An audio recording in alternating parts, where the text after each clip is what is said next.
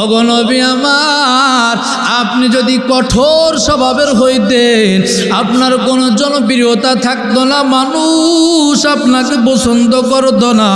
ওগো নবী আমার, আমি আল্লাহ তাআলা অসংখ্য অগণিত রহমতের বরকত দিয়ে আপনার অন্তরটা ভরে দিয়েছি। সুবহানাল্লাহ। এই রহমাতুল আলামিন পয়গম্বর সব সময়ের জন্য দুনিয়াতে এসে উম্মতের জন্য চিন্তায় মগ্ন, আবার দুনিয়া থেকে মদিনায় ঘুমাইছে। ওই নবী মদিনাও ঘুমাইয়া প্রত্যেকটা দিন ডাক দিয়ে বলে, আল্লাহ আমার উম্মতের কি উপায়, আমার উম্মতের কি উপায়। ইয়া কওমি ইত্তাখাযু হাযাল কুরআন মাহজুরা ওয়া ক্বালা আর-রাসূল ইয়া রাব্বি ইন্না কওমি ইত্তাখাযু হাযাল কুরআন মাহজুরা। এ বন্ধুরা আমার, আজ আমি আপনি মনে করছি শুধু নবীর উম্মত দাবি করলেই মুক্তি পেয়ে যাব, না না না। নবীর আশিক দাবি করলেই মুক্তি পেয়ে যাব, না না না। এ বন্ধুরা আমার, স্বয়ং রাসূল আরবি সাল্লাল্লাহু আলাইহি ওয়াসাল্লাম এই নবী আমার আবার কিছু উম্মতের জন্য রব্বি কারীমের দরবারে মামলা করবে, বলবে আল্লাহ আমার উম্মত কোরআন ছেড়ে দিয়েছে। ওয়াকাল রাসূল, রাসূল ডাক দিয়ে বলবে, আল্লাহ ইয়া রাব্বি ইন্না কওমি ইত্তাখাযু হাযাল কুরআন মাহজুরা। ও মালিক, আমার উম্মত কোরআন পছন্দ করে নাই, কোরআনের আদর্শ তার ভালো লাগে নাই, এই কোরআন থেকে দূরে। ও মালিক, এই উম্মতের জন্য মামলা করলাম, এই উম্মতগুলোকে ধরো। এ বন্ধুরা আমার, বলো নবী যদি উম্মতের জন্য এই জাতির কিছু আলেমের জন্য মামলা দিবে, বন্ধুরা আমার তখন কি উপায় হবে? তখন পালায়া কই যাইবা? নবী যার পক্ষে কথা বলবে না, তার পক্ষে কথা বলার আর কেউ থাকবে না। দুনিয়াতে যেই ব্যক্তি কোরআন তেলাওয়াত পছন্দ করে নাই, কোরআন তেলাওয়াতের শিক্ষা গ্রহণ করা পছন্দ করে নাই, কোরআনের ধারক বাহক হাফিজ কোরআন আলেম ওলামা তাদেরকে পছন্দ করে নাই, টুপিওয়ালাদেরকে ভালো লাগতো না, কোরআন যারা আঁকড়ে ধরতো মহাব্বত করতো তাদের ভালো লাগে নাই। এ বীরতারার যুবক ভাই মুরব্বী বাবা বলে, যেই ব্যক্তি ব্যক্তিগত জীবনে, পারিবারিক জীবনে, সামাজিক জীবনে, রাষ্ট্রীয় জীবনে কোরআন পছন্দ করে নাই, কোরআনের আইন ভালো লাগে নাই, এই ব্যক্তি মারা গেলে তার কবরের পাশে দাঁড়ায় কোরআন পড়লে একটা নেকিও যাবে। কথা বলেন, একটা নেকিও যাবে। তার কারণ হলো হাদিসের মধ্যে মদিনাওয়ালা পয়গম্বর বলেন, মান জাআলাহু আমামাহু কাদাহু ইলাল জান্নাহ। যেই ব্যক্তি কোরআনকে সামনে রেখে চলবে, কোরআনের আদর্শ যার কাছে ভালো লাগে, কোরআন ফলো করে, এই ব্যক্তিকে কোরআন টেনে টেনে আল্লাহর জান্নাতে নিয়ে যাবে। আর যে ব্যক্তি দুনিয়াতে কোরআন পছন্দ করতো না, কোরআন মানা তার ভালো লাগতো না, কোরআনের তেলাওয়াত ভালো লাগতো না, কোরআনের মজলিস তার কাছে ভালো লাগতো না, ওমান জাআলাহু খালফা যহরিহি সাকাতাহু ইলান নার। এই কোরআন তাকে ধাক্কা দিয়ে জাহান্নামে ফেলে দিবে। কথা বলেন ঠিক কিনা? তাহলে দুনিয়াতে যেই ব্যক্তির কোরআনের সাথে সম্পর্ক ছিল না, ওই ব্যক্তির কবরের পাশে দাঁড়াইয়া দুনিয়ার নাফরমান বেঈমান শুনো, এই ব্যক্তির কবরের পাশে দাঁড়াইয়া যদি কোরআনের তেলাওয়াত করতেই থাকো, যদি সরকারও তার চাকরি দিয়ে বলে অমুক মন্ত্রী অমুক এমপির কবরের পাশে দাঁড়াইয়া কোরআন পড়বি, অথচ এমপি মন্ত্রী যিনি ছিলেন তিনি ছিলেন কোরআন বিদ্বেষী, কথারও কথা ধরে নিলাম। এই ব্যক্তির পাশে যদি একজনকে সরকার তারে মোটা অঙ্কের বেতন দিয়েও কোরআন হাফেজকে 24 ঘন্টা যদি তেলাওয়াতের দায়িত্ব দেয়, এই কোরআনের একটি আওয়াজ, একটি নেকি কবরে পৌঁছবে নাকি বলেন? উপস্থিত যারা ময়দানে আছেন সকলকে যদি প্রশ্ন করা হয়, আপনারা ঈমানদার মুমিন কিনা? এক বাক্যে সবাই বলবেন হ্যাঁ, আমরা সবাই ঈমানদার মুমিন। এ বীরতারার যুবক, এ বীরতারার মুরব্বী বাবা, আপনি আমি যে ইমানদার মোমেন বলে নিজেকে দাবি করে, এই দাবিটা আল্লাহ পছন্দ করেন কিনা, গ্রহণ করলেন কিনা জানার দরকার আছে না নাই? আমি মদিনাওয়ালার আশিক দাবি করলাম, কিন্তু মদিনাওয়ালা আমাকে আশিক হিসাবে কবুল করলো কিনা এইটা জানার দরকার আছে না নাই? মুমিনের পরিচয় হলো ইন্নামাল মুমিনুনা আল্লাযীনা ইযা যুকিরাল্লাহ। মুমিন যখন আল্লাহর নাম শুনবে, আল্লাহর স্মরণ হবে, তখন মুমিনের হালাত হবে ওয়াজিলাত কুলুবুহুম وَإِذَا تُلِيَتْ عَلَيْهِمْ آيَاتُهُ زَادَتْهُمْ إِيمَانًا وَعَلَى رَبِّهِمْ يَتَوَكَّلُونَ। মুমিনের গুণ হলো আল্লাহর নাম শুনলে ভালো লাগবে, কোরআনের কথা শুনলে ভালো লাগবে, কোরআনের তেলাওয়াত, কোরআনের বয়ান তার কাছে তিক্ত লাগবে না, কোরআনের তেলাওয়াত তার কাছে তিক্ত লাগবে না, খারাপ লাগবে না, অশান্তি সৃষ্টি করবে না, অস্থির হবে না, মনটা ব্যাকুল হবে না। কোরআন যত শুনে ততই শুনতে মধুর লাগে, ততই মজার লাগে, ততই মজার লাগবে। এই পৃথিবীর জমিনে একটি ভাইরাল গান মানুষ 2-3-4 মাস পর্যন্ত শুনে, তারপরে আর ভালো লাগে না।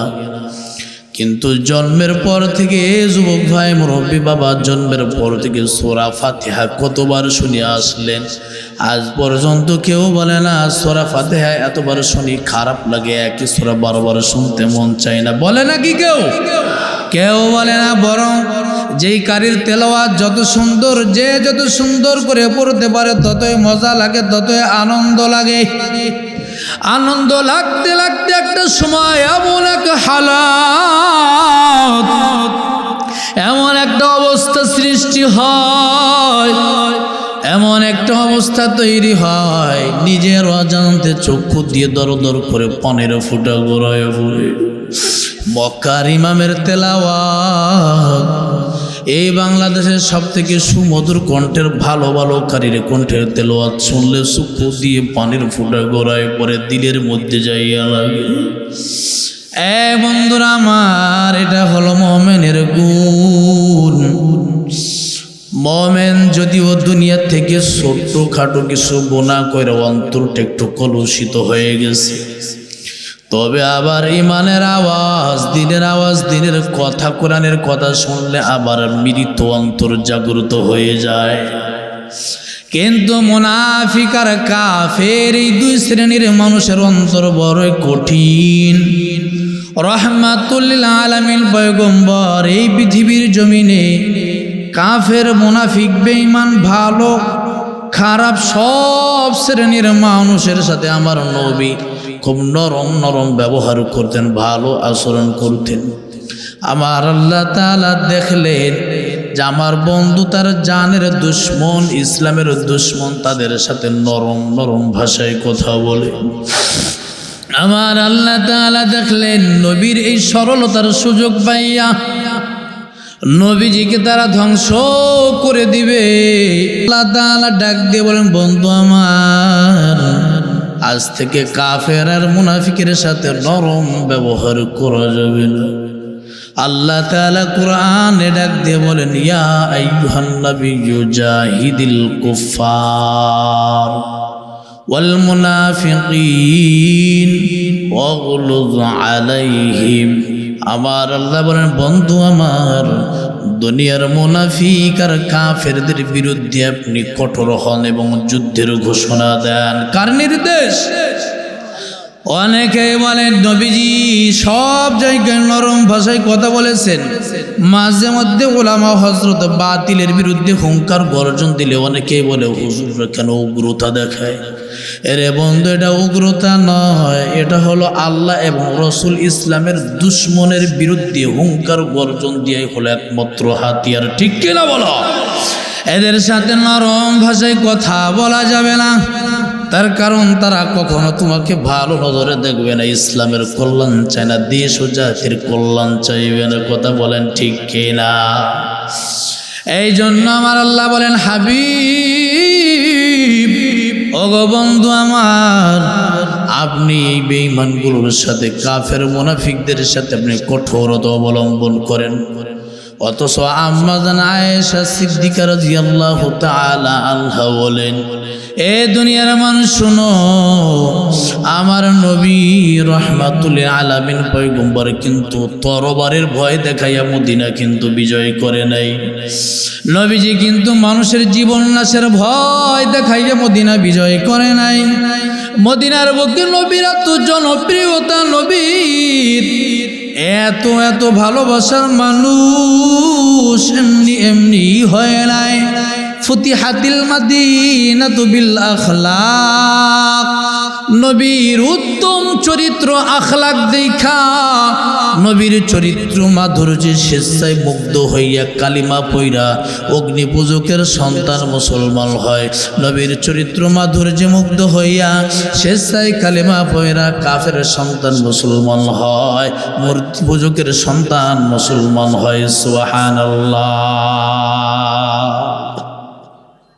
हकीकत से तो दुनिया बेखबर है, दुनिया की नुमाइश पर नजर है। नबी गोयम के अज दुनिया जुदा बस बाहर कारे के बशी बा खुदा बस, जिससे दुनिया अज खुदा गाफिल बुदन नक़माशुन कुरा फर जिंदोजन आबदर किश्ती हालाके किश्ती गस्त आब अंदर जीर किश्ती पुस्तियास्त। আল্লাহু আকবার বলেন। এই বন্ধুরা আমার, অনেকেই বলবেন হুজুর কি বললেন, কিছুই তো বুঝলাম না। এখানে নবীর হাকিকতের কথা এবং দুনিয়ার কিছু, দুনিয়ায় চলার কিছু চিত্রের কথা ফার্সি শেরের মাধ্যমে জানানো হল। এরে বন্ধন আমার, রাহমাতুল আলামিন পয়গম্বর দুনিয়াতে বিচরণ করেছেন। নবীর রুহানিয়াত, রুহানি শক্তি, নবীর হিকমত, নবীর কলা কৌশল, নবীর দাওয়াত, এ বন্ধুরা আমার, নবীর উত্তম চরিত্র আখলাকের মাধ্যমে মদিনা বিজয় হলো। নবীজি দুনিয়ার মধ্যে কোনো পদ পদবীর লোভ করে নাই, সম্পদের কোনো লোভ করে নাই, দুনিয়ার রাজ্যে বিচরণ করেছে, দুনিয়া কোনোদিন আল্লাহর কাছে চাই না। এক কথা বলেন ঠিক কিনা? দুনিয়া চেয়েছেন কখনো? না না না।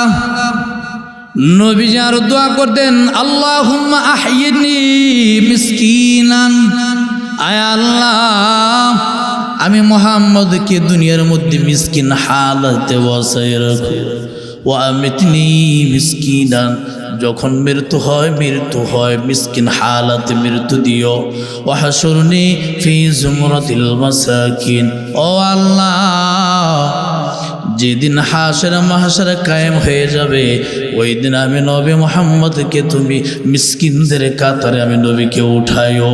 আল্লাহু আকবার।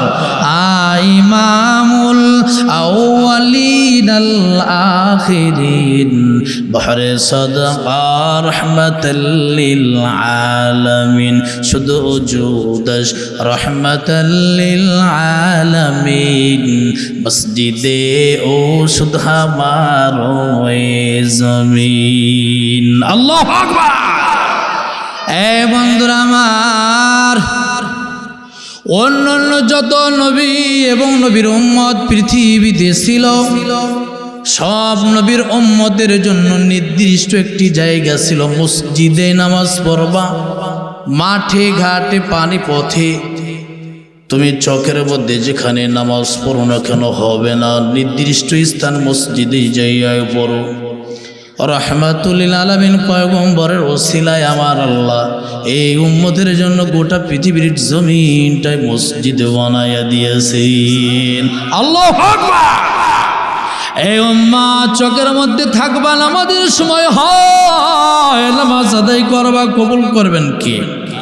পানি পথে আসো, নামাজের রক্ত হয়, কেবলা নির্ধারণ করে নামাজ আদায় করবি, তোর নামাজ কবুল করবে কে? এই সুযোগ অন্য কোনো উম্মত পাই নাই, একমাত্র আমরা কত বড় খুশনসিব। কত বড় কপালওয়ালা উম্মত আমরাই পেয়েছি এই সুযোগ। এমন সুযোগ আমার আল্লাহ অন্য কোনো উম্মতকে দেই নাই। হাসরে মাহশারে ময়দান যেদিন কায়েম হয়ে যাবে, কিতাবটা খুলে দেখেন, কতবার তো বয়ান শুনেছেন, সব নবীরা লক্ষ্য করে দেখবে রব্বি কারিমের বাম পাশে জাহান্নাম, জাহান্নামের আগুন ধাও ধাও করে জ্বলতেছে। ভয়াবহ ভয়াবহ অবস্থা দেখা ঈসা, মুসা, ইব্রাহিম পয়গম্বর, নূহ আলাইহিস সালাম সব নবী রাসূল বলবে আল্লাহ আমাকে বাঁচাও বাঁচাও। মুসা পয়গম্বর বলবে আল্লাহ ওয়া কাল্লামাল্লাহু মুসা তাকলিমা, তোমার সাথে বেশি কথা বলতাম তো আমি, তুমি আমাকে একটু সুবাদিকে মাফ করতে পারো না। ইব্রাহিম পয়গম্বর বলবে আল্লাহ তোমাকে খুশি করতে যাইয়া বুড়া বয়সে একটা সন্তান পাইলাম, জবাই করলাম। ও মালিক ওয়াত্তাখাযাল্লাহু ইব্রাহিম খলিলা, ও মালিক তুমি তো আমাকে খলিল হিসাবে গ্রহণ করেছিলে, আমার একটু মাফ করা যায় কিনা? এ বিরদারান মুসলমান যুবক ভাই, মুরব্বী বাবা, ওয়াজ জনম ভরে কান্দি কানের মজা নিয়ে শুনলে হবে না, ওয়াজ বোঝার জিনিস। সব নবী রাসূল বলবে আল্লাহ আমারে বাঁচাও, কারণ জাহান্নামের আগুনের হলো এক রকমের গুণ, দুনিয়ার আগুনের হলো আর এক রকমের গুণ। দুনিয়ার আগুন ভালো মানুষ খারাপ মানুষ সবাইকে জ্বালাইয়া দেয়, কিন্তু জাহান্নামের আগুন মুমিনকে জ্বালায় না, শুধুমাত্র গুনাহগারদের জ্বালায়। আর বলে আল্লাহ আরো কোনো গুনাহগার আছে, দাও দাও আমাকে দাও। বলবে আল্লাহ আর যদি কোনো জাহান্নামী গুনাহগার থাকে আমার কাছে পাঠাও। জাহান্নাম বলবে আল্লাহ আমার পেট ভরে না, আরো দাও আরো দাও। আল্লাহ বল সবর কর জাহান্নাম থাম। এই জাহান্নাম শুধু বেঈমান গুনাহগার নাফরমানকেই চাইবে। আর মোমেন যখন জাহান্নামের কাছে যায় দাঁড়াবে, হাদিস খুলে দেখ এ বন্ধুরা আমার, পুলসিরাতের নিচে জাহান্নামের আগুন, এই আগুন ডাকতে বলবে এ মুমিন দ্রুত গতিতে পার হও পার হও, তোমার ঈমানের নূর আমি জাহান্নামকে শীতল করে দিয়েছে। আল্লাহু আকবার। এ বন্ধুরা আমার, ঈমানের নূর জাহান্নামকে শীতল করে দেবে, কিন্তু বেঈমানের জন্য জাহান্নাম উত্তপ্ত হবে। রব্বে কারিমের বাম পাশে জাহান্নাম দেখিয়া সব নবী রাসূল পর্যন্ত ভীত সন্ত্রস্ত হয়ে যাবে। সব মানুষগুলো পাগলের মতো ছুটতে থাকবে। এ বন্ধুরা আমার, ইন্নী আখাফু আলাইকুম ইয়াউমাত তানাদ, ওই দিন মানুষ চিৎকার দিবে, একে অপরের কাছে সাহায্য চাইবে, ডাকাডাকি করবে, কেউ কারো সাহায্য করবে না। আজ দুনিয়ার মধ্যে সন্তান বিপদে পড়লে বাবার সব টাকা পয়সা ব্যয় করেও সন্তানকে উদ্ধার করার চেষ্টা করে বন্ধুরা আমার, কিন্তু ওই দিন কেউ কারো দিকে তাকাবে না, কেউ কারো কাছে ভালো মন্দ কিছু জিজ্ঞাসা করবে না, কেউ কারো সুপারিশও করবে না। এরে বন্ধুরা আমার, সব নবী রাসূল বলবে আল্লাহ আমাকে বাঁচাও, আয় আল্লাহ আমাকে বাঁচাও। একমাত্র আমার আপনার নবী রাহমাতুল্লিল আলামিন পয়গম্বর বলবেন ও আল্লাহ আমি নবী মুহাম্মদকে আমাকে বাঁচানোর দরকার নাই, আমার উম্মতরে বাঁচাও। আল্লাহু আকবার। আয় আল্লাহ আমার উম্মতকে বাঁচাও, আমার উম্মত একটাও জানো না থাকে, আল্লাহ একটা উম্মত থাকতো আমি নবী জান্নাতে যাব না, একটা উম্মত থাকতেও আমি নবী জান্নাতে যাব না। আয় আল্লাহ আমার উম্মতের নাজাত দেও। আমার নবীর নাম মুহাম্মদ আহমদ, নবীর নাম অসংখ্য অগণিত, নবীর নামের একটি লকব হলো হারিস। হারিস শব্দের অর্থ হলো লোভী। এ বন্ধুরা আমার, হারিস শব্দের অর্থ হলো লোভী। এটা কিসের লোভ? আমার নবীর কোনো দুনিয়ার নারীর লোভ ছিল না, গাড়ির লোভ ছিল না, পদপদবীর লোভ ছিল না, সম্পদের লোভ ছিল না। তাহলে হারিস শব্দটা নবীর নামের সাথে নবীর নামের লকব হয় কেমন কইরা? এটা তো লোভী, এই নামের অর্থই হলো লোভী। এই নামটা কেন রাখা হয়? বন্ধুরা আমার, এই জন্য রাখা হয়, নবী ছিল উম্মতের লোভী। আয় আল্লাহ, আমার উম্মতের জন্য আমি পাগল। দুনিয়াতে আমি আমার বাবাকে দেখি নাই, বাবাকে আব্বু বলে ডাক দিতে পারি নাই, বাবার কোলে উঠতে পারি নাই। ওই দিন আমি বাবাকে নিয়ে অপারেশনের মধ্যে থাকবো না। আমার মা মাত্র 5 থেকে 6 বছর আমাকে লালন পালন করে দুনিয়ার থেকে বিদায় নিয়ে চলে গেছে। ওগো আল্লাহ, সেই মা বাবার কথাও ভাবলাম না। আমার উম্মতের কি উপায়, আমার উম্মতের কি উপায়? ওগো নবীর উম্মতেরা হয়ে আজি দিশে হারা, ওগো নবীর উম্মতেরা হয়ে আজি দিশে হারা। কোরআন হাদিস ছেড়ে চলো যখন যেথা চাই মনে, নবী বিনে কে তরাবে পুলসিরাত মিজানে, নবী বিনে কে তরাবে পুলসিরাত মিজানে। চলো চলো চলো মুমিন, চলো নবীর সন্ধানে, নবী বিনে কে তরাবে পুলসিরাত মিজানে। চিৎকার দিয়ে বলো ঠিক কিনা? এমন এতিম নবী আমার, পিতা মাতা নাই যে তাহার। এমন এতিম নবী আমার, পিতা মাতা নাই যে তাহার। তারপরেও কত মারা মারলো তাকে দুশ্মনে, নবী বিনে কে তরাবে পুলসিরাত মিজানে, নবী বিনে কে তরাবে পুলসিরাত মিজানে। নবী আমার দিনের লাগি কত কষ্ট করেন তিনি, দান দান শহীদ করিলেন ওহুদের ময়দানে, নবী বিনে কে তরাবে পুলসিরাত মিজানে, নবী বিনে কে তরাবে পুলসিরাত মিজানে। চলো চলো চলো মুমিন, চলো নবীর সন্ধানে, নবী বিনে কে তরাবে পুলসিরাত মিজানে। চিৎকার দিয়ে বলেন ঠিক কিনা? বীরদারার যুবক মুরব্বী বাবা, রহমাতুল লিল আলামিন পয়গম্বর ছাড়া একটা মানুষও জান্নাতে যাওয়ার কোনো সুযোগ পাইবা না। ওই নবীর আদর্শের মালা জীবনে, ওই নবীর আদর্শ জীবনে বাস্তবায়ন করো, ধারণ করো। রহমাতুল লিল আলামিন যদি বলে উম্মত, দুনিয়াতে তুমি যেমন আমি নবীর তরিকার কোনো তোয়াক্কা করো নাই, দুনিয়াতে আমি নবীর আদর্শ তোর ভালো লাগে নাই, আজকে আমি নবী তোকে তারায়া দিলাম, তোর মতো উম্মতেরও আমার কোনো দরকার নাই। রহমাতুল লিল আলামিন পয়গম্বরের মতো এত দয়া আর এত মায়া আমার আল্লাহ অন্য কোনো পয়গম্বর নবী রাসূলের অন্তরে দেই নাই। আমার আল্লাহ বলেন, ফাবিমা রাহমাতিম মিনাল্লাহি লিনতা লাহুম ওয়ালাউ কুনতা ফাযযান ওয়ালিদাল কলবি লান ফাদ্দু মিন হাওলিক। এ বন্ধু আমার, আপনার দয়া আর মায়ার কারণে মানুষ আপনারে ভুলতে পারে না।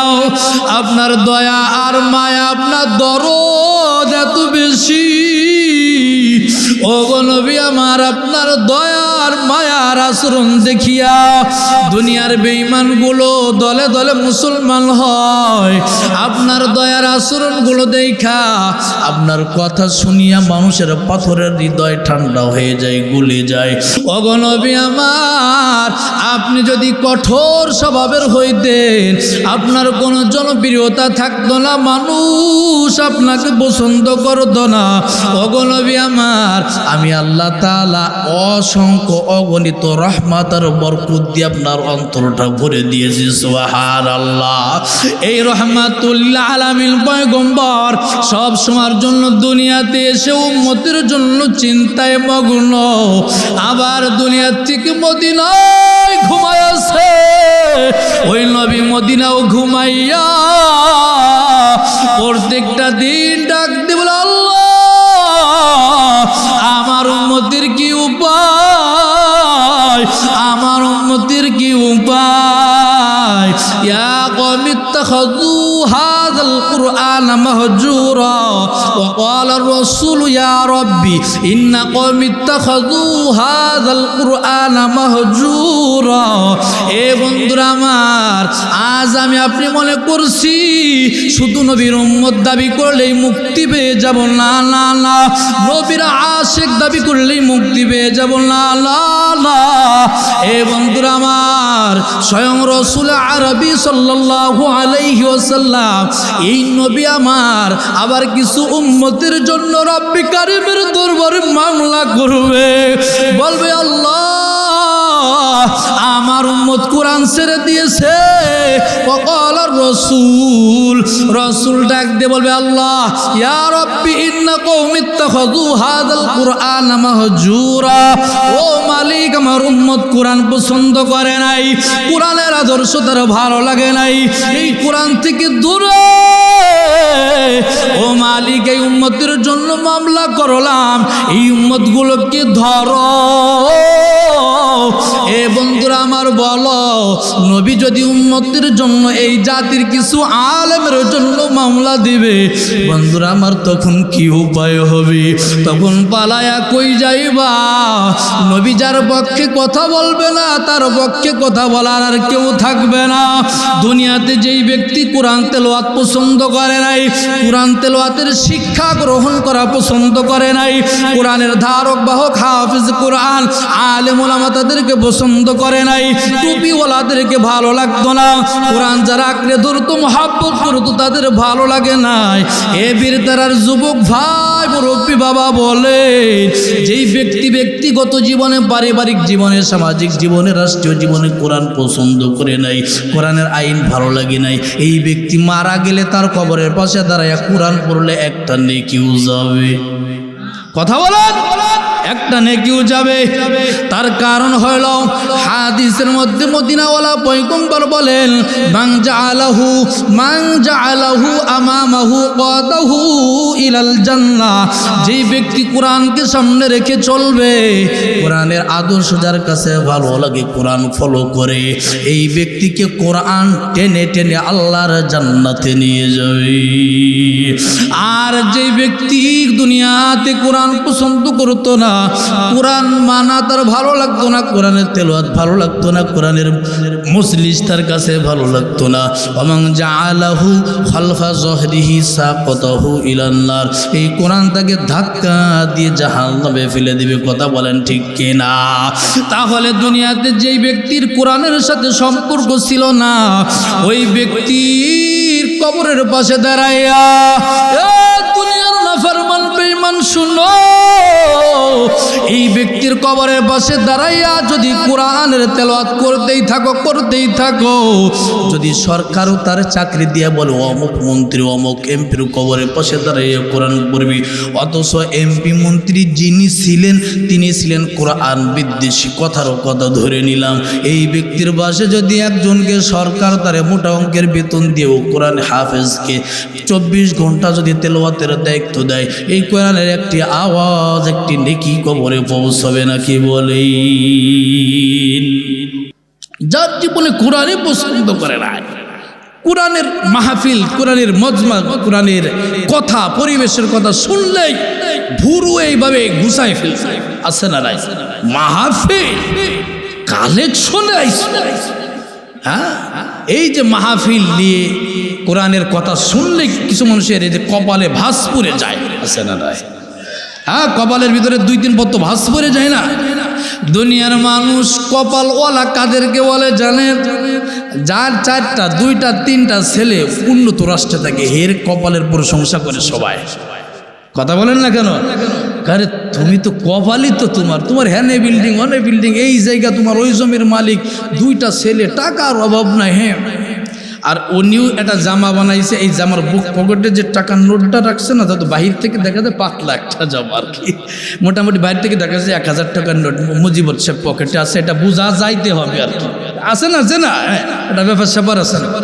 তা এই যে বন্ধু, এই দুনিয়া পাইছে, এই মানুষের কপালের প্রশংসা করে, আছে না নাই? অনেক গাড়ি বাড়ি টাকা পয়সার অভাব নেই, তার কপালের প্রশংসা করে।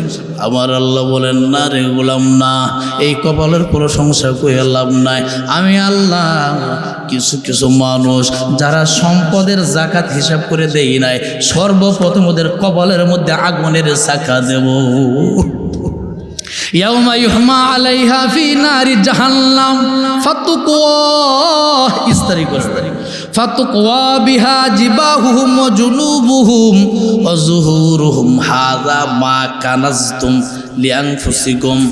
এ বন্ধুরা আমার, বলা হবে দুনিয়ার মধ্যে সম্পদের পাহাড় ছিল, সম্পদের মালিক, এত সম্পদ অহংকারের সাথে দাম্ভিকতার সাথে চলাফেরা করতে, টাকা পয়সার অভাব ছিল না, হিসাব করে জাকাত দাও নাই।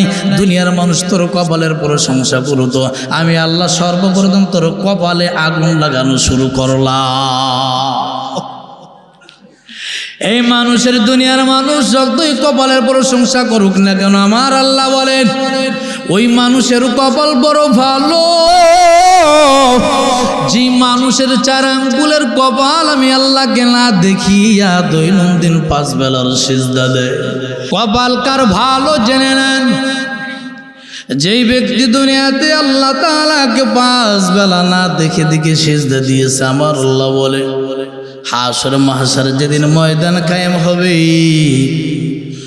ওই দিন পুরা ময়দানে কোনো সূর্যের আলো থাকবে না, চন্দ্রের আলো থাকবে না, ওই দিন কোনো লাইটের ব্যবস্থা থাকবে না, বিদ্যুতের ব্যবস্থা থাকবে না, অন্ধকার। দুনিয়ার গুনাহগার নাফরমান সবার কাছে ময়দান অন্ধকার থাকবে।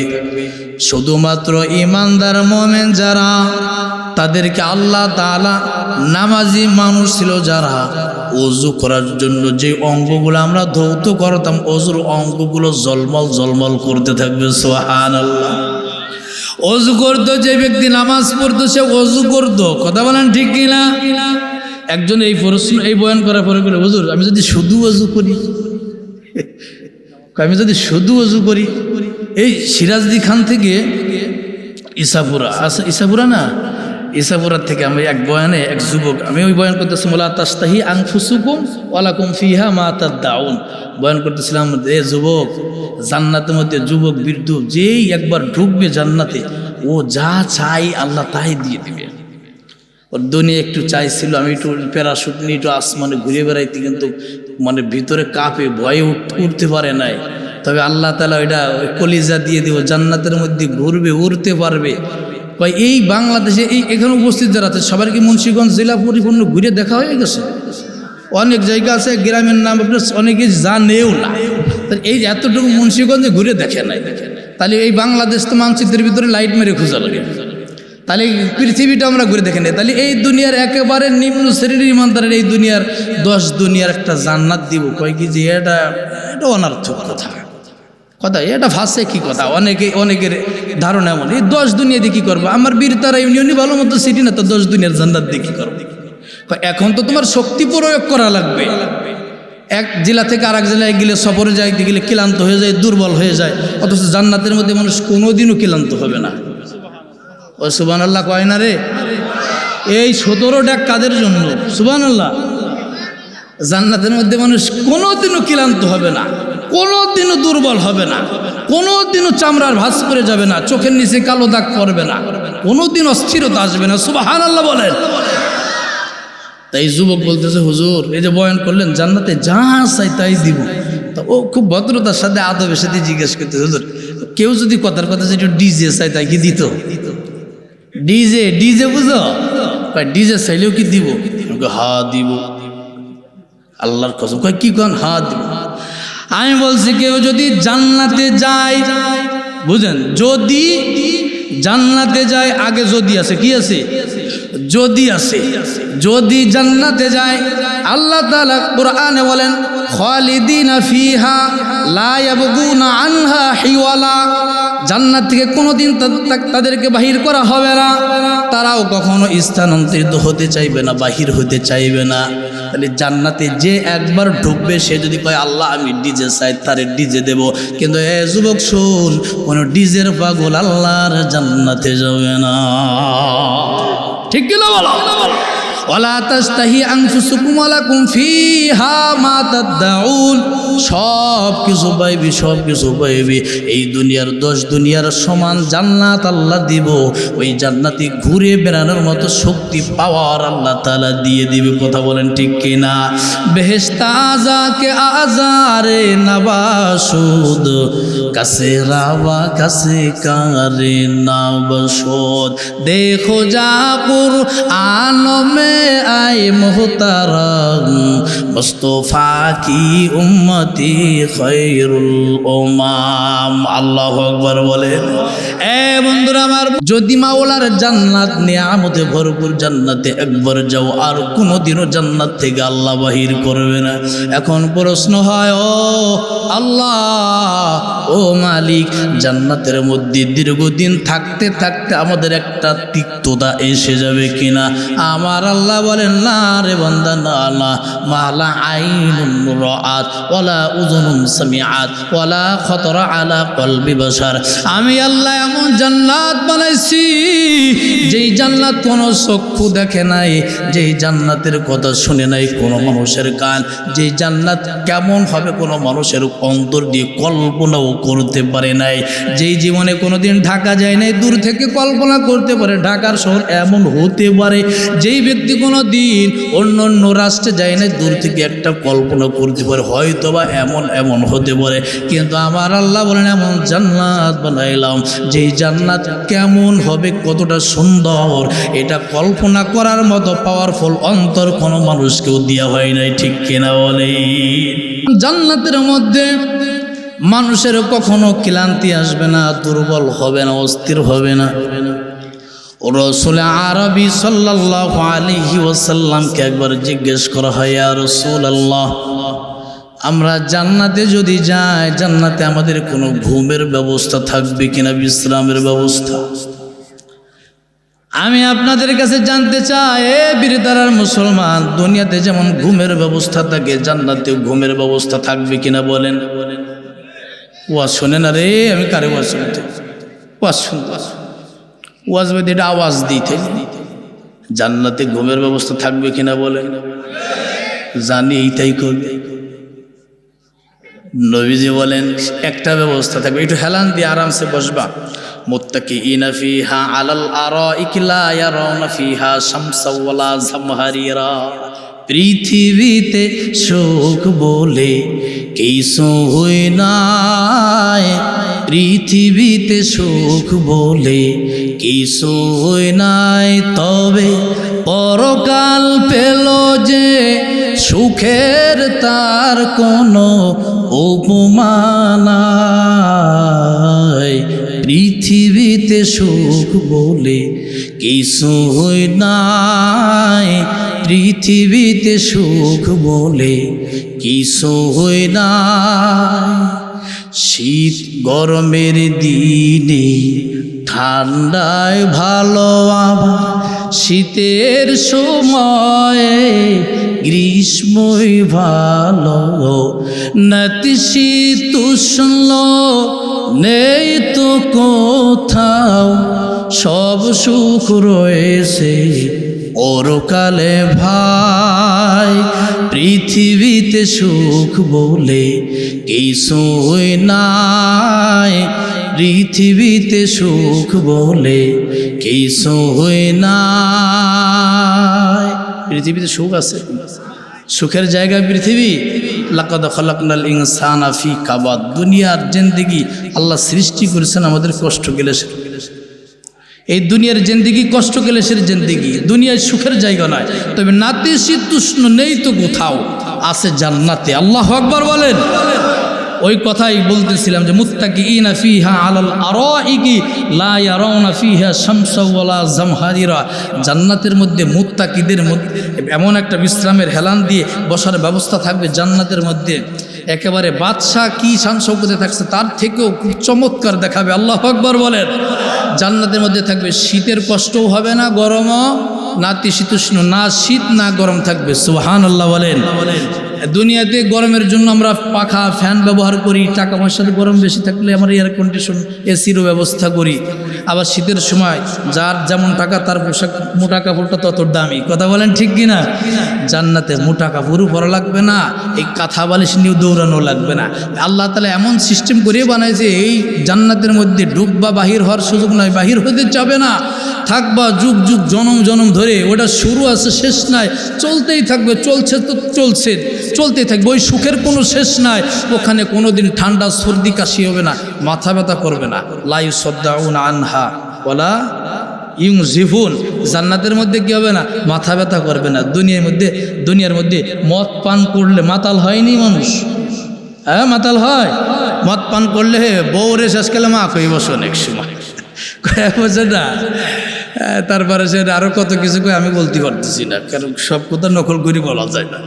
তারপরে যাই হোক, তা দুনিয়ার মদ পান করলে মানুষ মাতাল হয়। আর জান্নাতের মধ্যে এমন এক সুস্বাদু, এমন এক আনন্দ, মানে শরীরের মধ্যে একটা পুলক আসার এমন এক ধরনের সুস্বাদু মদের ব্যবস্থা আল্লাহ তাআলা করবেন, যেটা পান করলে মানুষ অস্থির হবে না, মাথা ব্যথা করবে না। সুবহানাল্লাহ। ওই জায়গাবান নিজের হুরগুলোরে কেউ ভুলে মা কইতো না। কথা বলেন ঠিক কিনা? এত সুন্দর ব্যবস্থা আল্লাহ তাআলা করে রাখছেন। এমন পানির ব্যবস্থা রাখছে, যেই পানি এই মানুষের জন্য, আমাদের জন্য, এই কানা খোরা ল্যাংরা কালো ধলা ছোট বড় গরিব মিসকিন এতিম যুবক বৃদ্ধ, এই নারী পুরুষ, কথা বোঝেন নাই, এই মানুষগুলোর জন্য আল্লাহ তাআলা জান্নাতের সব নিয়ামত, দুনিয়ার অন্য কোনো মাখলুকের জন্য নয়। সুবহানাল্লাহ। জাহান্নাম জ্বলবেও মানুষ আর পাথর দিয়ে, জাহান্নামের কোনো তেল দিয়ে আল্লাহ জ্বালাবে না, কোনো গাছ দিয়ে, কোনো লাকড়ি দিয়ে জ্বালাবে না।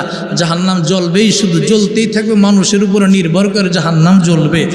পাথর আর মানুষের উপরে ডিপেন্ড করে জাহান্নাম জ্বলতে থাকবে। আর জান্নাতের মধ্যেও এইভাবে আল্লাহ তাআলা এমন এমন নিয়ামত দিছে, যেই নিয়ামতের পানি এক ঢোক পানি পান করবা আর পানি পিপাসা কোনোদিন লাগবে না। সুবহানাল্লাহ। যা মন চায় 70টা করে যদি হুর ব্যবহার করো, তারপরেও শরীর ক্লান্তি আসবে না, দুর্বল হবে না, মাথা বেদনা করবে না, বোরা হবে না, ক্লান্তি হবে না। এই সব নাজ নেমত কাদের জন্য? আমাদের জন্য। কাদের জন্য? আমাদের জন্য। অনেকে বলে জান্নাত কি বাবার সম্পদ? বাবার সম্পদ। আমাদের বাবা জান্নাতেই ছিল, মূল জায়গায় তিনি। আর জান্নাত থেকে উনি আসছেন, সন্তানগুলো নিয়ে আবার জান্নাতেই থাকবেন। সুবহানাল্লাহ বলেন। আমরা পৈতৃক সূত্রে আমরা জান্নাতের মালিক। আমাদের বাবা হলো আদি পিতা আদম আলাইহিস সালাম, আর আম্মা জান দুইজনকে দিয়েছিলেন, কিন্তু তিনারা রাখতে পারেন নাই। আল্লাহ তাআলা দুনিয়ায় পাঠাইলেন, এর কষ্টও দিয়েছেন। এবং আদম আলাইহিস সালাম ক্ষুধার্ত, দুনিয়ায় আসলেন ক্ষুধার্ত। ক্ষুধা লাগছে না, খাবে কি? দুনিয়ায় তো কোনো খাবারের কোনো ব্যবস্থা নেই। দোকানে রুটি, পাউরুটি, কেক, কলা কিছু নেই, কারণ দোকানদারও ছিল না। দুনিয়ার প্রথম মানুষই তিনি। আসার পরে বলতেছে ক্ষুধা লাগছে, কি খাবে? আল্লাহ তাআলা বলেন, জিবরাইল জান্নাত থেকে কিছু গমের দানা নিয়ে যাও, জমিনের মধ্যে বুনিয়ে দাও। জমিনের মধ্যে গাছ হয়ে গেল মুহূর্তের মধ্যে। আমার আপনার বাবার সর্বপ্রথম জান্নাত থেকে পৃথিবীর বুকে আসার পর যে খাবার কিভাবে খাইলো বুঝেন? দুনিয়া আসার পর জিবরিল আমিনকে আল্লাহ বলেন, জান্নাতের কিছু গমের দানা নিয়ে যাও, জমিনে বুনিয়ে দাও। জমিনে ছড়ায় ছিটে দিলাম, মুহূর্তের মধ্যে গাছ হলো, পাক হয়ে গেল। বন্ধুরা আমার ফসল হলো, ফসলগুলো পেকে গেল, ফসলগুলো মুহূর্তের মধ্যে পিষ্ট করা হলো, আটা তৈরি হয়ে গেল, আটা দিয়ে রুটি হয়ে গেল। এবার আদম আলাইহিস সালামকে সর্বপ্রথম কৃষি কাজের শিক্ষা জিবরিল আমিন আল্লাহ তাআলা জিবরিল মারফতে শিক্ষা দিলেন, আদম জমিনে চাষাবাদ করবা, জমিনের মধ্যে ফসল ফলাইবা। আদম আলাইহিস সালামের সামনে একটা রুটি রাখা হলো, রুটি হাতের মধ্যে নিয়ে মুখের মধ্যে এক টুকরা রুটি ঢুকাইবে, খানা খাবে, খাওয়ার প্রস্তুতি নিলেন। হাতের রুটিটা হাতের থেকে পড়ে পাহাড়ের পদদেশে পড়ে গেল। বাবা আদম আলাইহিস সালাম ক্ষুধার্ত, এমন সময় আর পৃথিবীতে বিকল্প কোনো খাবারের ব্যবস্থা নাই। তিনি ওই রুটির টুকরা গ্রহণ করার জন্য অনেক কষ্ট করে করে পাহাড়ের নিচেই নামলেন। পাহাড়ের নিচে নামলেন, রুটির টুকরা হাতের মধ্যে নিলেন। শরীর থেকে ঘামের পানির ফোঁটাগুলো দর দর করে পানির ফোঁটা পড়তেছে। আমার আল্লাহ বলেন, লাকাদ খালাকনাল ইনসানা ফি কাবাদ। এ আদম, দুনিয়ার মধ্যে, ও আদম, এই দুনিয়ার মধ্যে জান্নাতের মতো সহজে তুমি খাবার পাইবা না। দুনিয়াতে অনেক কষ্ট ক্লেশ করে তোমার খাবার খাইতে হবে। আজ ঘামের ফোঁটা বাহির হয় একটা রুটি পর্যন্ত পৌঁছানোর জন্য। তোমার হাতের রুটি পাহাড়ের নিচে ফেলে দিলাম এই জন্য। এই আদম শিক্ষা নাও, জান্নাতের মতো মনে চাইলেই খাইতে পারবা না। এখানে কষ্ট ক্লেশ করে খাবার খাইতে হবে। তোমার সন্তানগুলো অনেক কষ্ট মেহনত করে দুনিয়ায় আহার গ্রহণ করবে। এ বন্ধুরা, আমার জমিনের মধ্যে ধানের চাষ করলেন, 3-3.5 মাস 4 মাস অপেক্ষা করা লাগে কি লাগে না বলেন? সহজেই খাবার পায় না। এই দুনিয়ায় কষ্ট মেহনত করবা, তারপরে খাবার রিজিকের ব্যবস্থা হয়। আমার আল্লাহ বলেন, ওয়াফিস সামাই রিজকুকুম ওয়া মা তুআদুন। আসমান থেকে আমি রিজিকের ফয়সালা করি। এ বান্দা, তুমি মনে করিও না আমি 3 মাস অপেক্ষা করলাম, আমি ধান জমিনের মধ্যে চাষ করলাম, আমার ফসল হয়ে যাবে। বলে না না না, চেষ্টা করবা তুমি, মেহনত করবা তুমি, চেষ্টা করার দায়িত্ব তোমার, রিজিক দেওয়ার দায়িত্ব হলো আমি আল্লাহর। কথা বলেন ঠিক না? ওয়া ইন মিন শাইইন ইল্লা ইনদানা খাযাইনু ওয়া মা নুনাজ্জিলুহু ইল্লা বিকদারিন মালুম।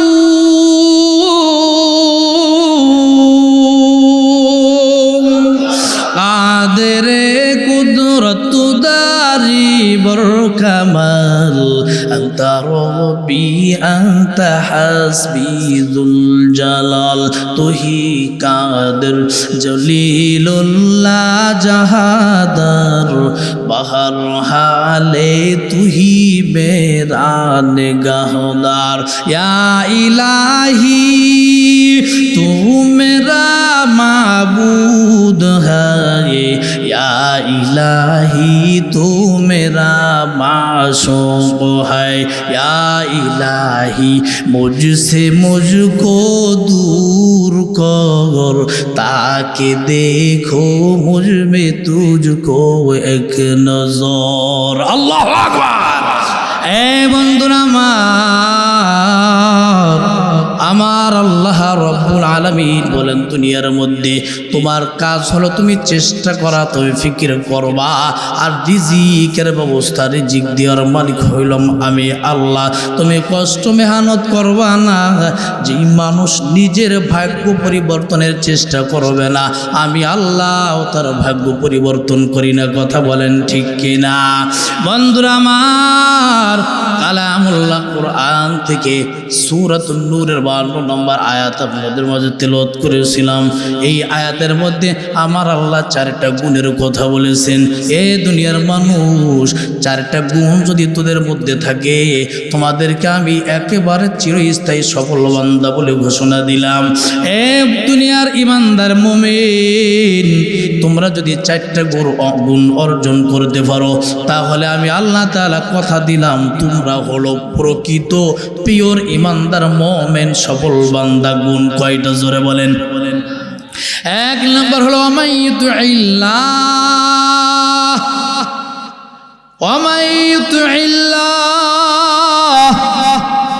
এক নম্বর হলো দুনিয়াতে একমাত্র আনুগত্য করবা কার? জোরে বলেন কার? আর জোরে বলেন কার আনুগত্য করবা আমরা?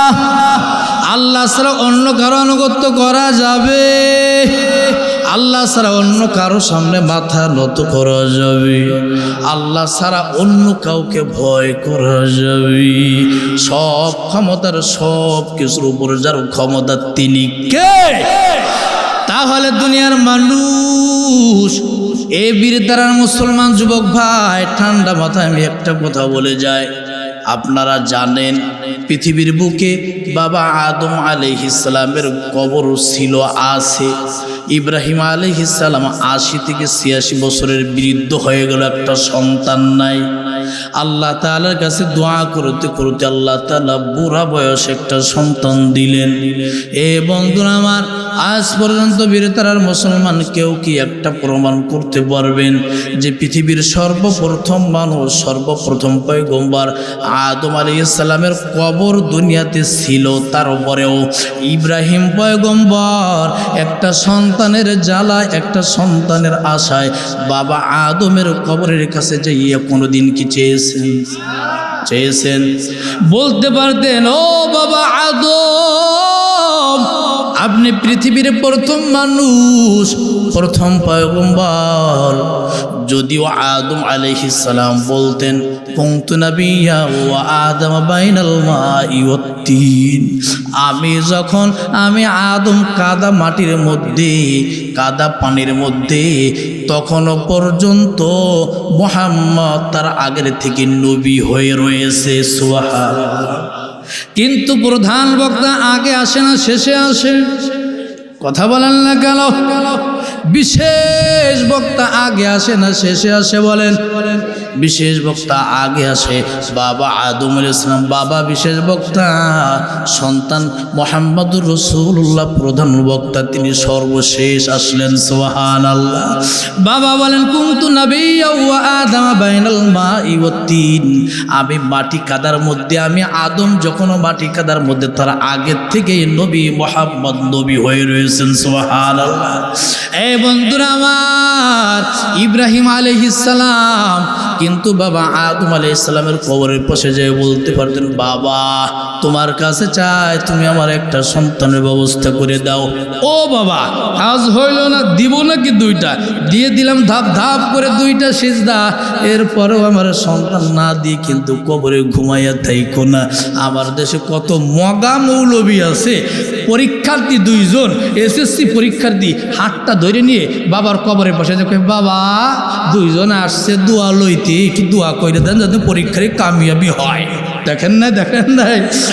বন্ধুরা আমার, ইব্রাহিম পয়গম্বর কিন্তু বলেন নাই, বাবা আদম প্রথম মানুষ, প্রথম নবী, আপনি জান্নাত ঘুরে আসছেন, আপনি রহমত বরকত, আপনার কবরে সিজদা দিলাম, আমার একটা ছেলের ব্যবস্থা করে দেন। কোনোদিনও করেন নাই, কারণ কবরে যিনি আছে তিনি বড় অসহায়, তার কোনো ক্ষমতা, কবরে যে থাকে তার কোনো ক্ষমতা আছে? কোনো ক্ষমতা নাই। কবরে যারা আছে তারা সব কিছু শুনতেও পায় না। আমার আল্লাহ যদি না শোনায়, কথা বলেন ঠিক কিনা? কবরে যারা শুয়ে আছে তাদের মতো অসহায় পৃথিবীর জমিনে আর কেউ নাই। তারা কিছুই শুনতে পারে না, কিছু জানতে পারে না, দেখতে পারে না। আমার আল্লাহ যদি না দেখায়, আমার আল্লাহ যদি না শোনায়, তারা কিছু দেখে না, কিছু জানে না, কিছু শুনতে পায় না। এই জন্য পয়গম্বর ইব্রাহিম চেয়েছেন আল্লাহর কাছে সবরের সাথে। আবার আল্লাহ তাআলা বার্ধক্যে বুড়া বয়সে আমার আল্লাহ তাআলা একটা সন্তান দিলেন। ওই যে কথা হলো 4 গুণের 1 নম্বর গুণ হলো ওয়ামাইয়ুতিল্লাহ, আল্লাহর আনুগত্য করবা। আল্লাহ ছাড়া অন্য কারো সামনে মাথা নত করা যাবে না, অন্য কারো আনুগত্য করা যাবে না। বন্ধুরা আমার, 2 নম্বর হলো রসুলের আনুগত্য করবা। কার আনুগত্য? রসুলের আনুগত্য করবা। তার কারণ হলো আল্লাহকে তুমি চিনবা কেমন কইরা? আল্লাহকে চিনাইবে আমার নবী কোরআন সুন্নাহ মোতাবেক যেভাবে যে সুন্দর করে পদ্ধতি দেখায় দিবে, ওই পদ্ধতি অবলম্বন করবা, নবীর আনুগত্য করবা, নবীর অনুকরণ করবা। তাহলে আমার আল্লাহকে পেয়ে যাইবা। রঙ্গে সুন্নাত রঙ্গে ইয়াজদানি বুয়াদ, রঙ্গে সুন্নাত রঙ্গে ইয়াজদানি বুয়াদ, সিবগাতুল্লাহ নসে কুরআনি বুয়াদ। কেউ যদি আমার আল্লাহকে পাইতে চায়, সে যেন সর্বপ্রথম নবীর রঙে রঙিন হয়, নবীর সুন্নাত নবীর আদর্শ মাইনাস করে আল্লাহকে পাইবি না, নবীর আদর্শ মাইনাস করে আল্লাহ তাআলার নৈকট্য কখনো অর্জন করা যাবে না, যাবে না। এই জন্য কেউ যদি আল্লাহর রঙে রঙিন হতে চাও, কেউ যদি আল্লাহকে পেতে চাও, তাহলে সর্বপ্রথম আমার নবীর রং ধরতে হবে। কথা বলেন ঠিক কিনা? নবীর রং ধরবি, নবীর দেখানো রাস্তায় চলবি, নবীর তরিকা নবীর পদ্ধতি অবলম্বন করবা, নবীর জীবন আদর্শ জীবনে বাস্তবায়ন করবা, আমার আল্লাহকে পাইয়া যাইবা। তার কারণ হলো আমার আল্লাহ ডাক দে বলেন, এই দুনিয়ার ঈসা মুসা প্রত্যেকটা পয়গম্বর নবী রাসূল আমি আল্লাহ তাআলার আশিক, আর আমি হইলাম মুহাম্মদুর রাসূলুল্লাহর আশিক। কদ নারা তাকাল্লুবা ওয়াজহিকা ফিস সামা, কদ নারা তাকাল্লুবা ওয়াজহিকা ফিস সামা। আমার নবী যখন কিবলা পরিবর্তনের আশায় আমার আল্লাহ যখন বললেন বন্ধু বাইতুল্লাহকে বাইতুল মুকদ্দাসকে কিবলা বানায়া নামাজ পড়েন, নবীজি মাঝে মধ্যে আসমানের দিকে চেহারাটা উঠাইতেন, তাকাইতেন। কিসের আশায় তাকাইতেন জানেন? এই জন্য তাকাইতেন দেখি আল্লাহর পক্ষ থেকে জিবরিল আমিন নতুন কোনো বার্তা নিয়ে আসে কিনা। জিবরিল আমিন যদি বলে ও মুহাম্মদ বাইতুল মুকদ্দাসের দিকে আর ফিরে নামাজ পড়তে হবে না, বাইতুল্লাহর দিকে ফিরে নামাজ পড়েন, এই আশায় আমার নবী আসমানের দিকে চেহারাটা উঠাইতেন। আমার আল্লাহ বলেন বন্ধু আপনি যতবার আসমানের দিকে মুখ ফিরাইতেন ততবারই আমি আল্লাহ আপনার আশিক, আমি আল্লাহ তাআলা আপনার নূরানি চেহারাটা নয়ন জুড়াইয়ে দেখতাম। মদিনা যাইতে পারলাম না, মদিনা দেখতে পারলাম না, আমি অসহায় তাই এত দূরে রই, আমি অসহায় তাই এত দূরে রই, শুধু সালাম জানাই মদিনা যাইতে পারলাম না, মদিনা দেখতে পারলাম না। মদিনা নাম কত মধু,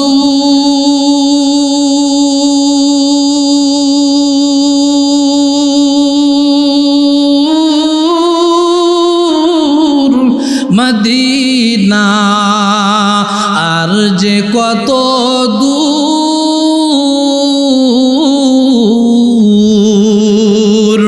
মদিনা নাম কত মধু,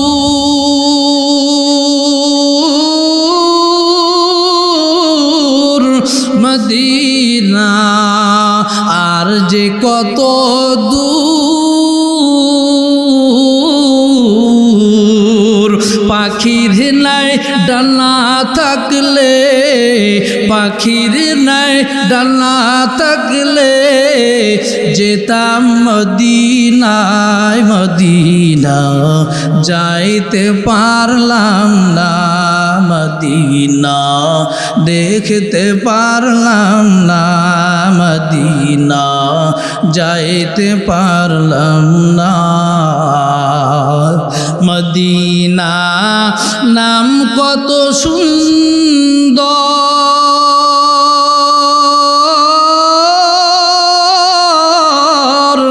মদিনা কেরে সেবন্ত,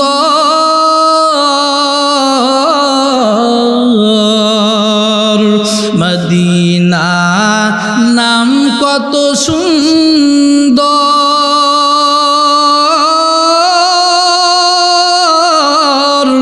মদিনা কেরে সেবন্ত,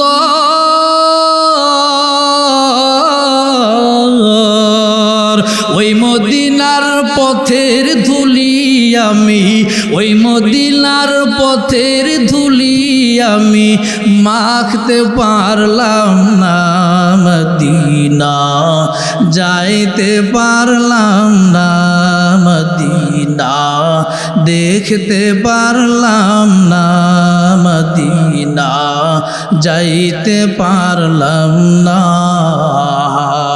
আমি অসহায় তাই এত দূরে রই, আমি অসহায় তাই এত দূরে রই, শুধু সালাম জানাই মদিনা যাইতে পারলাম না।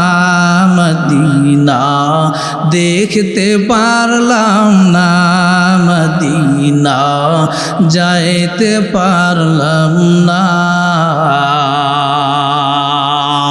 চিৎকার দিয়ে বলেন মারহাবা। কার কার ইচ্ছা আছে জীবনে একবার মক্কা মদিনা জিয়ারতের? কার কার ইচ্ছা আছে দু হাত উঁচু করে আমার আল্লাহকে দেখায়া দেন। নারে তাকবীর, নারে তাকবীর। আয় আল্লাহ, ও গো মালিক, একটু কুদরতি নজর দিয়ে তাকায়া দেখো বীরতার জমিনে কত যুবক বীরত, কত আলেম ওলামা হাত উত্তোলন করেছে। আল্লাহ, জীবনে একবার হইলেও মক্কা মদিনা জিয়ারতে ধন্য করো, না হয় স্বপ্ন যুগে একবার হইলেও আমার নবীর দর্শন দাও। জোরে বলেন আমিন।